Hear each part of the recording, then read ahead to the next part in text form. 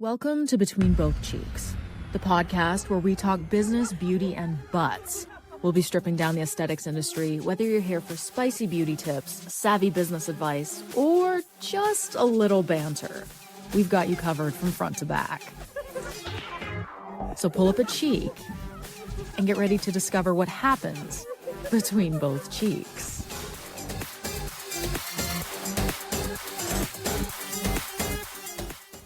Hello, listeners, and welcome to another episode of the Between Both Cheeks podcast. It's just me, Becca, today, but we have somebody else who works at Bryght, sort of behind the scenes. We're trying to put her more in the spotlight because if you're watching the video, you can see that she has supermodel hair and she's so beautiful.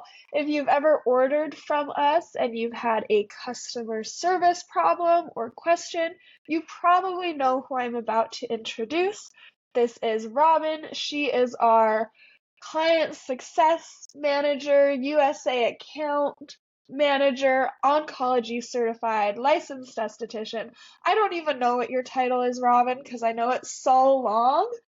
But Robyn is what we call, for short form, our chaos coordinator. So welcome, Robyn. Thank you. Yeah, the chaos coordinator is pretty good. I know on my business card it says client success because we tried to find a way to sum it all up because there's so many different titles. And even in the webinars when I do those and I introduce myself, it's like this whole run-on sentence of all the titles. So there's a lot of different hats going on there for sure. Yeah. Chaos coordinator, it's perfect. Yeah, so if you've ever had a customer service issue, Robyn's probably been the one who helped you or oversaw how you did get helped if you were helped by another member. And she is our in-house licensed esthetician, which is probably your most important title at Bryght because the rest of us are just flying by the seat of our pants, and Robyn here actually knows what she's talking about. So Robyn is on the podcast today to share with us her recent mammogram experience, and I'll let you take over from there, Robyn. I don't want to say too much. Oh, thank you, Becca. Yeah, my mammogram experience was very interesting. It was the second one that I had done. And just to kind of preface my first one that I had done, I had found a lump in my left breast. And of course, naturally, when you find those things, you're like, oh, shoot, I got to go get this checked out. And so I did. I went to my OB, told them about it. They did their quick exam and had me go to an imaging center to have it checked out, where they did the standard mammogram where you have to get your boobie squished, and then also an ultrasound too, which of course is like a lot less stressful. And so with that, thankfully it came back as nothing, and that it's just a glandular tissue sort of disease that a lot of women actually can get, where I don't remember the specifics of it, but basically the glands inside of our breasts where they can swell, and those glands can feel like a lump. And so using evening primrose helps a lot with that. So that's what I was told to use, and I started using that. And so thankfully, ever since then, I haven't really had that issue.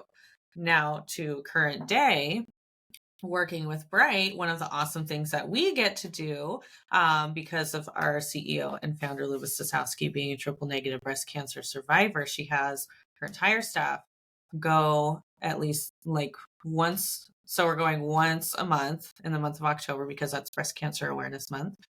We get the day to go and have a mammogram done, which was fantastic. So I planned it out, got it scheduled. My OB was like, yeah, sure. You want to go get your boobs checked?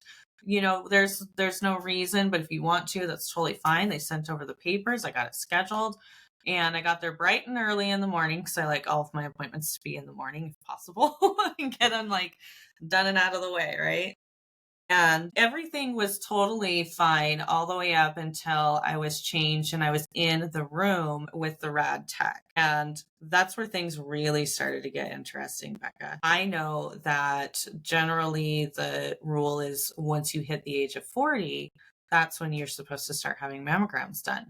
However, we know that there's so many women in their 30s, even into their 20s, that will develop breast cancer. So there's really, in my mind, there's nothing wrong with going and having this done, even in your 30s. And I'll say I'm 34. I'm going to be 35 in a few months. And so when we think about the age gap there, that's only 5 years away from 40. So I really don't see an issue with that. And then also too, I have insurance and I'm paying for it. So even in that regard, there shouldn't be an issue. But this rad tech, um, she wasn't personable. She was cold. She didn't introduce herself. She didn't tell me her name. And she immediately went to the paper that my doctor had sent over and started questioning me, like, why are you here? Why are you having this done? We don't have any reason or means for you to be having this done. And so that's when I explained to her, like, well, gave her the whole story that I had just said about, our CEO, Louis Sasowski, being triple negative breast cancer survivor. This is something that she does, da da da. And majority of the time you would think, and reactions that I've gotten from other people when I tell them, they're like, oh my gosh, that's so cool. That's so great. Something very positive.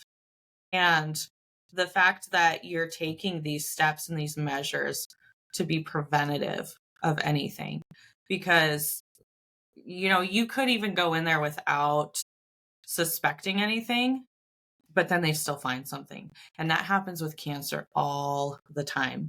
Any kind of cancer, it can be found and you have no symptoms at all. So the part that was really frustrating was that the rad tech, wasn't taking it seriously. And she was laughing about it. And she pretty much thought that it was ridiculous that our CEO was having the staff, especially like younger staff, go and do it. And she was saying, like, oh, I can justify, if any staff is over 40, but if they're under 40, like, she's just putting you all at risk of excess radiation that you don't need.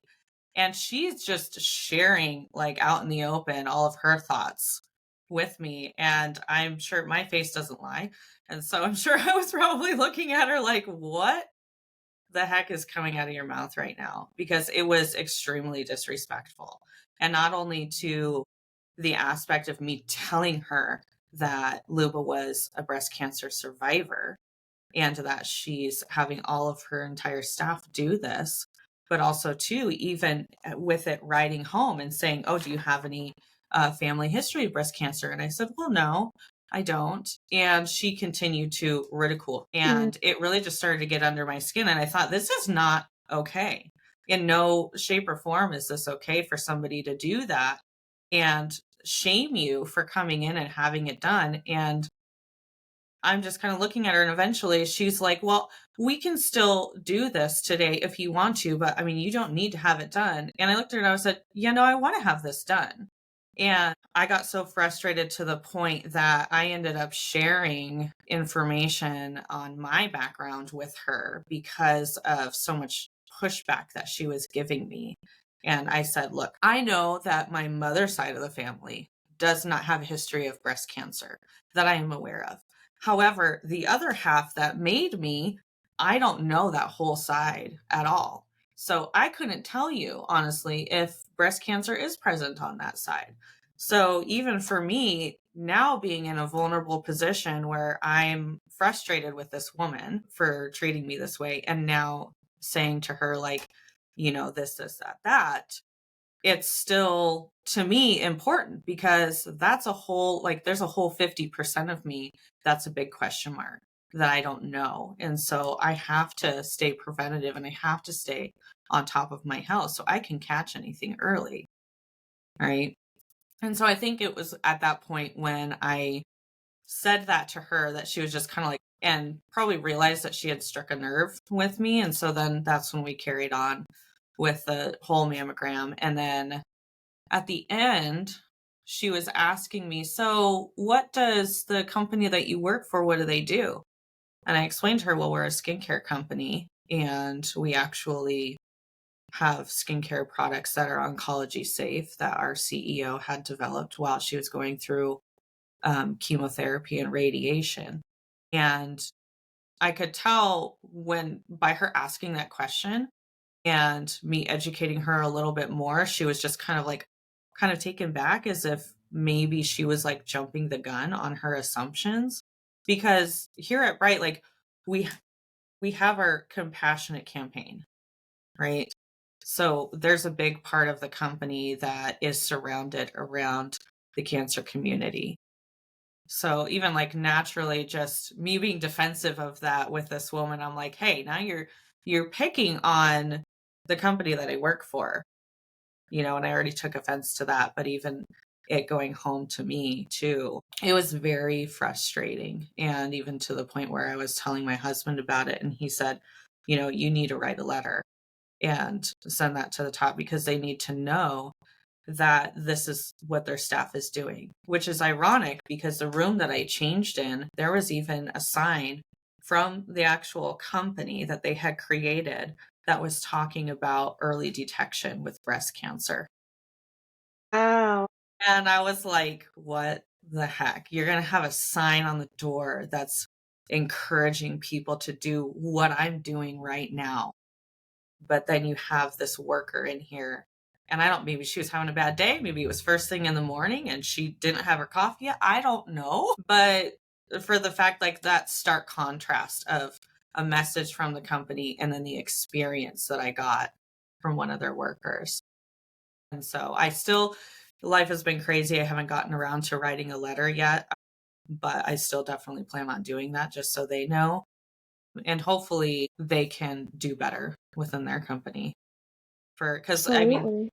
after that experience, I was like, I can't imagine if somebody had this experience and then afterwards got bad news, which, thank God my results came back. Everything's fine. There's no issues at all. But it really kind of broke my heart when it came to all the women that, are recently diagnosed, have been in the past, are doing it to be preventive and really think that there's nothing. And then they find out that there is, and somebody's belittling them for trying to take charge of their own health and be the healthiest person they can. And that's just, it's sad. And like you said, Robyn, and we know from working so closely with the cancer community that it does happen younger and younger. Like the founder, Dana, of Anna Ono, a company that we collaborate with a lot, I believe she was 27 when she was diagnosed with breast cancer. That's like, in terms of this radiologist technician, that's over 10 years, almost 15 years that she would have potentially not caught it had nothing been going on in her body that led her to get checked anyway, you know?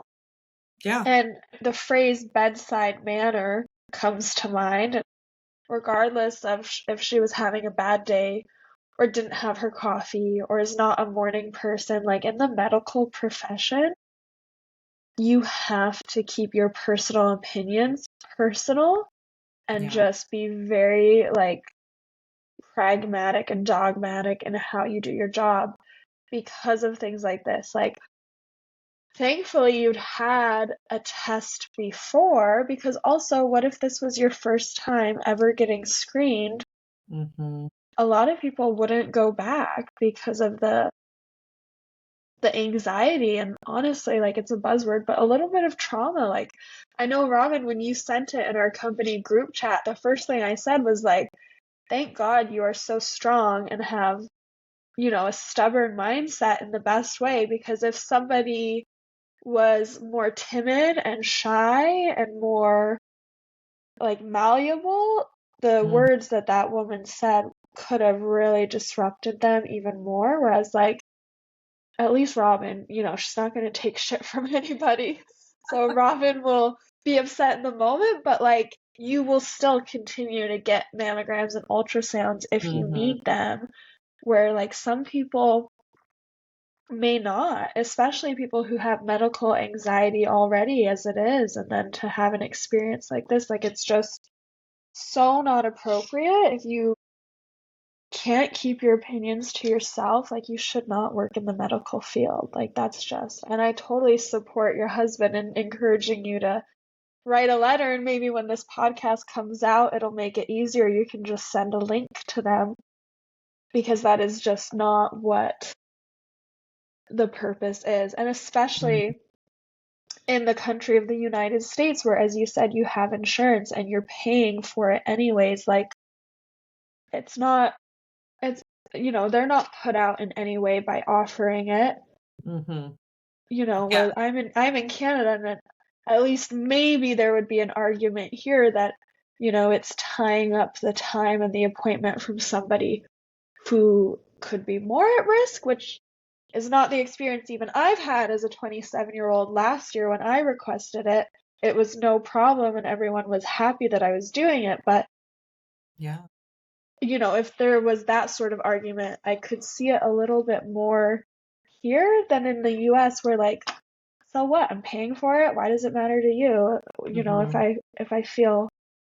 If I want it done. And I'm just so sorry that you had to share personal details as well, which, to be put in that position, if you weren't comfortable sharing that with her, Mm-hmm. that could have been awkward. But I know where you were coming from, where you wanted to just give her a trump card and be like, hey, and really put her in her place.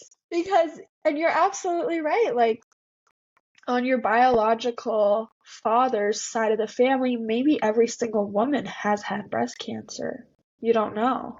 Yeah. And it just, no matter how you slice it, it's just not appropriate. And so we wanted Robyn on here to share, so that when you go and get your mammograms and ultrasounds, and men, you get your exams as well, that just consider and be prepared for the possibility that your technician or your doctor may be apprehensive and Mm-hmm. may also be just downright inappropriate.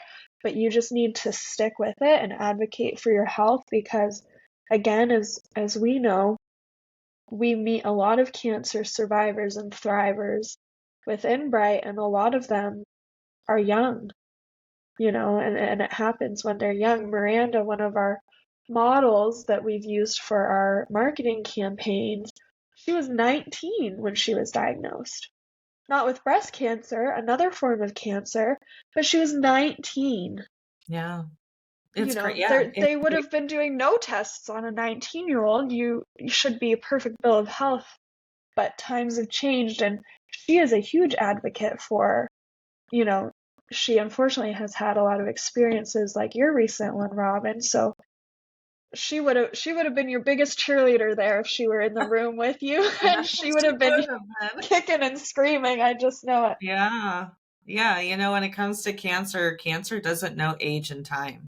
It doesn't. It will just do what it's going to do. And even when I had this conversation with my husband, I know that even just talking about the aspect of, taking preventative measures against breast cancer, and how, it affects him with his mom, because he lost his mom to metastatic lung cancer. And he always says, like, it doesn't matter what kind of cancer, he hates cancer. And so it was very frustrating for him, hence why he was like, you should write a letter, because this is not okay. And we've seen in the past, um, how medical workers have mismanaged other people and really not taken into consideration their situation, and they just kind of drag it out, or they're rude and things like that. And it's frustrating for us, and I imagine it's frustrating for everybody, to walk through something like that. And when I had made those videos and posted them to my story on Instagram, one of my really close friends in Idaho had messaged me, and she said that one of her girlfriends was just diagnosed, and she was in her 30s. And my husband has a cousin who was diagnosed, and she was in her 30s. There's so many people that get diagnosed with breast cancer and cancer in general in their 20s, in their 30s. So at this day and age, for somebody to belittle you because you're trying to be preventative about your health is like mind blowing to me, especially being in America, where we're already dealing with, all kinds of health problems with our food and big pharma and GMOs and all these different things. And so many people are just really wanting to be as healthy as we can be. And that should be celebrated. It shouldn't be ridiculed by anybody. And just to give you guys a positive story. Another staff member at Bryght, Rachel, who works very closely with Robyn. Rachel does all of our logistics and shipping. During her mammogram appointment in the same city, but at a different clinic, her technician was diagnosed with breast cancer 2 days prior. And that technician was so happy that Rachel, was doing this and worked for a company where this was an initiative. So she had like the opposite end of the experience, and her Yeah. technician was fairly young as well. So, of course, that's what everybody's experience should be like. But just as you go out and you advocate for your health, keep in mind Robyn's story that you may be met with resistance, and don't let that stop you. Like really, you have to push forward, because that woman was trying for you to not take up her time that day. And like I said, if you weren't as strong as you are, maybe you would have listened to her and you would have said, oh, okay, and left. So I'm Yeah. just so proud that you stick to your guns and have the sassy bone too. Right? Like, you're not gonna tell me what to do when it comes to my body. Yes, I make those exactly. decisions. If I want a test done, I'm gonna get a test done. If I feel something's off, I'm gonna go to my doctor and talk to him about it. Even on a other aspect of, when it comes to fertility and the journey that my husband and I are on, and the both of us going and seeking answers and getting blood tests and doing all of these things because, you want to know, and advocating for yourself, because then you do start to get answers and you do start to then find solutions in ways that even when it comes to women and our hormones, how many things totally put them out of whack, right? Endocrine disruptors, it's everywhere. And I know that's like a really big thing, especially for estheticians in the beauty industry, because a big part of our job is, obviously external health with the skin, but there's so much that goes into it internally with the skin too. So internal health is very important as well. But even on that journey, finding out different things that I do have and being like, oh, okay, that answers a lot of questions. Now I can take this supplement or take this medication or whatever it is to help correct it.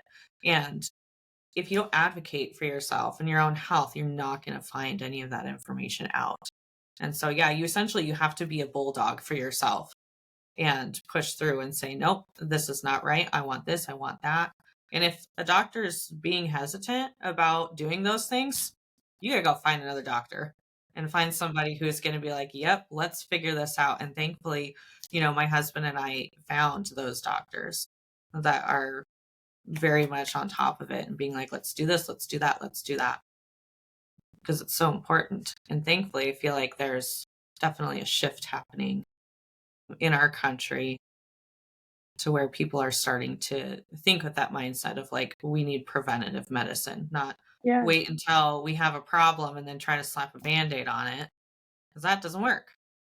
yeah, yeah. And there's like, I mean, I don't know, but I would imagine that there's oncologists that just wish that people caught it a lot earlier, because it would make their prognosis much better. And Yeah. that comes down to knowing your body and sticking up for yourself and doing monthly self exams, and in our opinion yearly like physical exams at the doctor, Yeah. and going for ultrasounds and mammograms, and if you're a man, like getting your prostate checked and checking your testicles and also your breast tissue, because men can get breast cancer too, Yeah. which I think is not talked about enough.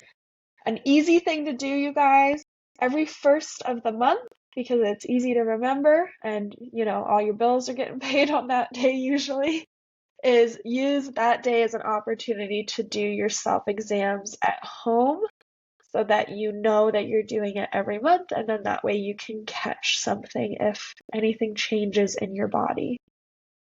Yeah. The first of the month is always a good day to do like an entire self-care routine for like your mind, your body, all those things. Meditate. check your boobs. Men, yeah, check your testicles.